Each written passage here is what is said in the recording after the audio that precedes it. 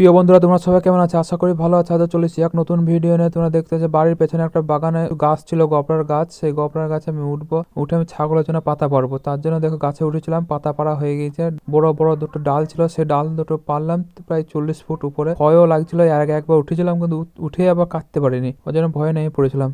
আজকে সাহস করে উঠলাম, তো দুটো ডাল ছিল, দুটো ডালকে কেটে ফেললাম, নিচে ফেলে দিয়েছি। এবার গাছ থেকে আমি নেমে পড়লাম। গাছ থেকে নেমে পড়ে দেখো গাছটা কতটা উঁচুতে ছিল। এবার উঁচুতে ছিল এই ডালগুলা, যেগুলো আছে দুটো ডাল আছে, বড় বড় ডাল আছে। আব্বাজান আছে, আব্বাজান দেখো পাতাগুলা কাটছে। এবার আমি একটু তোমাদেরকে দেখাচ্ছি, দেখো বড় বড় ডাল। এই ডালটাতে আমার আমদা দিয়ে ডালগুলা ছোট ছোট করে কেটে নেবো। কেটে নিয়ে আমি বাড়ি নিয়ে চলে এলাম। দিয়ে বাড়ি নিয়ে এসে বাড়ির ভিতরে আমি এগুলো রেখে দিলাম, বাইরে রাখবো না, কেন ছাগলের অত্যাচার হবে, ওর জন্য আমি বাড়ির ভিতরে রেখে দিলাম। এই বাড়ির ভিতরে রেখে দিয়ে আরেকবার বাগানে যাব। বাগানে যে বাঁশটা দেখবো, সেই বাঁশটা আমাদের না, আমার চাচার বাঁশ, সেটা আমি নিয়ে এসেছিলাম। তো চাচাকে সেই বাঁশটা দিয়ে দেবো। এবার আবার আমার আরেকটা গাছ আছে, সেই গাছে উঠবো। তারপরে আবার 2-3 দিন পর এই বাঁশটা যদি থাকে তো আমি নিয়ে আসবো। নিয়ে এসে আমি পাশে আরেকটা গাছ আছে, বড় গাছ, সেই গাছে উঠবো। দেখো ওই ডালটা, বড় ডাল একটা পড়েছিল গাছে, কলার আমার পাতাগুলো দেখো কেমন ভাবে নষ্ট হয়ে গেছে। এই গাছটাই আমার পুরো নষ্ট হয়ে গেছে। এই গাছটা, এই গাছ, দুটো গাছই আমার নষ্ট হয়ে গেছে।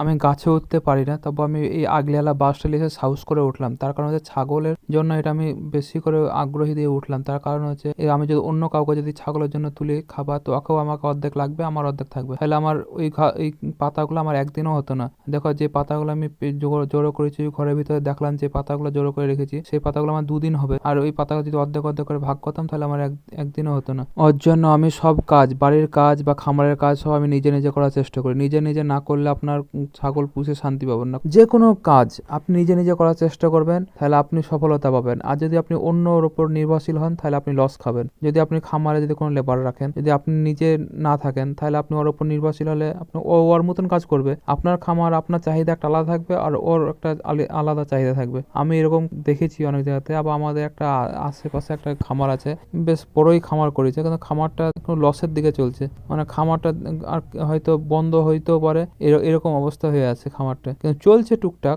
আপনাদেরকে দেখাবো পরে ভিডিওতে, যদি সুযোগ পাবে খামারে যাওয়ার, তো গেলে আমি আপনাদেরকে ভিডিও করে আমি দেখাবো ইনশাল্লাহ। আর আমার দাড়ি ছাগল যে কবে বাচ্চা দেবে কিছু বুঝতে পারা যাচ্ছে না, এখন পর্যন্ত কিছু বলেনি। পালানো এখন পর্যন্ত ঠিকঠাক নামায়নি, আস্তে আস্তে নামাচ্ছে। যে কবে যে দিবে এখনো বুঝতে পারা যাচ্ছে না, আল্লাহ মালিকই জানে কবে হবে বাচ্চা। তো যবেই হোক না কেন আপনাদেরকে দেখাবো, আমি অপেক্ষায় আছি। আজকের মতো ভিডিও এই পর্যন্ত। সবাই ভালো থাকবেন, সুস্থ থাকবেন, আবার দেখা হবে নেক্সট ভিডিওতে।